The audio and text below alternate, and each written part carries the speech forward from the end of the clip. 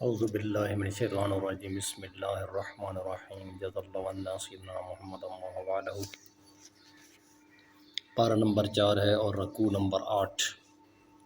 اللہ کے بابرکت نام سے شروع کرتے ہیں۔ جنہوں نے باوجود زخم کھانے کے خدا اور رسول کے حکم کو قبول کیا، جو لوگ ان میں نیکوکار اور پرہیزگار ہیں ان کے لیے بڑا ثواب ہے۔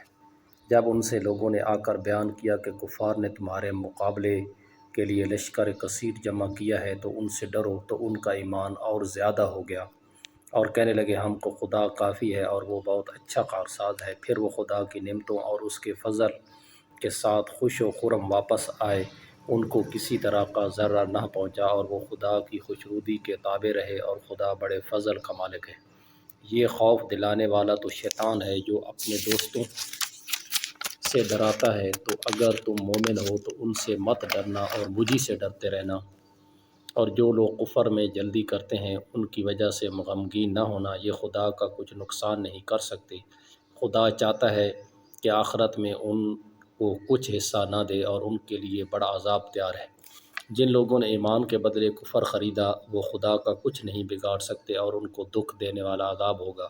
اور کافر لوگ یہ نہ خیال کریں کہ ہم جو ان کو مہلت دیے جاتے ہیں تو یہ ان کے حق میں اچھا ہی نہیں، بلکہ ہم ان کو اس لیے مہلت دیتے ہیں کہ اور گناہ کر لیں، آخر کار ان کو ذلیل کرنے والا عذاب ہوگا۔ لوگوں، جب تک خدا ناپاک کو پاک سے الگ نہ کر دے گا، مومنوں کو اس حال میں جس میں تم ہو ہرگز نہیں رہنے دے گا، اور اللہ تم کو غیب کی باتوں سے بھی مطلع نہیں کرے گا۔ البتہ خدا اپنے پیغمبروں میں سے جس سے چاہتا ہے انتخاب کر لیتا ہے، تو تم خدا پر اور اس کے رسولوں پر ایمان لاؤ، اور اگر ایمان لاؤ گے اور پرہیزگاری کرو گے تو تم کو اجر عظیم ملے گا۔ جو لوگ مال میں جو خدا نے اپنے فضل سے ان کو عطا فرمایا ہے بخل کرتے ہیں، وہ اس بخل کو اپنے حق میں اچھا نہ سمجھیں، وہ اچھا نہیں بلکہ ان کے لیے برا ہے۔ وہ جس مال میں بخل کرتے ہیں، قیامت کے دن اس کا طوق بنا کر ان کی گردنوں میں ڈالا جائے گا، اور آسمانوں اور زمین کا وارث خدا ہی ہے، اور جو عمل تم کرتے ہو خدا کو معلوم ہے۔ خدا نے ان لوگوں کا قول سن لیا ہے جو کہتے ہیں کہ خدا فقیر ہے اور ہم امیر ہیں۔ یہ جو کچھ کہتے ہیں ہم اس کو لکھ لیں گے، اور پیغمبروں کو جو یہ ناحق قتل کرتے رہے ہیں اس کو بھی قلم بند کر رکھیں گے، اور قیامت کے روز کہیں گے کہ عذاب آتش سوزاں کے مزے چکھتے رہو۔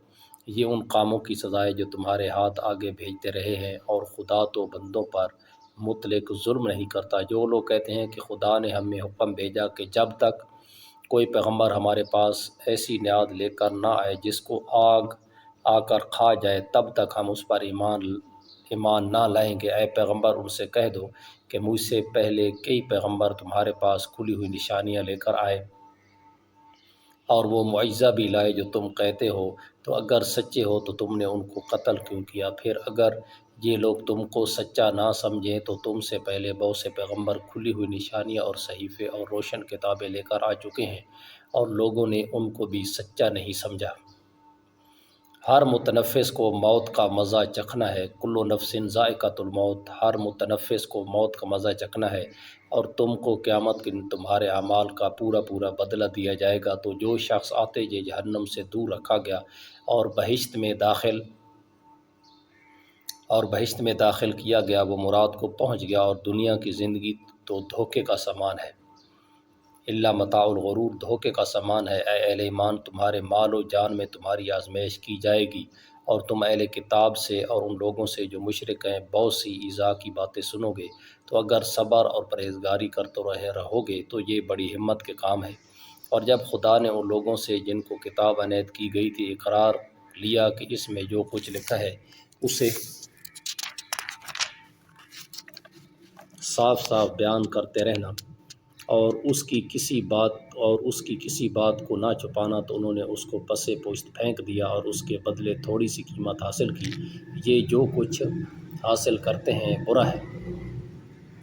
جو لوگ اپنے ناپسند کاموں سے خوش ہوتے ہیں اور پسندیدہ کام جو کرتے نہیں ان کے لیے چاہتے ہیں کہ ان کی تعریف کی جائے، ان کی نسبت خیال نہ کرنا کہ وہ عذاب سے رستگار ہو جائیں گے، اور انہیں درد دینے والا عذاب ہوگا۔ اور آسمانوں اور زمین کی بادشاہی خدا ہی کو ہے، اور خدا ہر چیز پر قادر ہے۔ صدق اللہ مولانا العظیم۔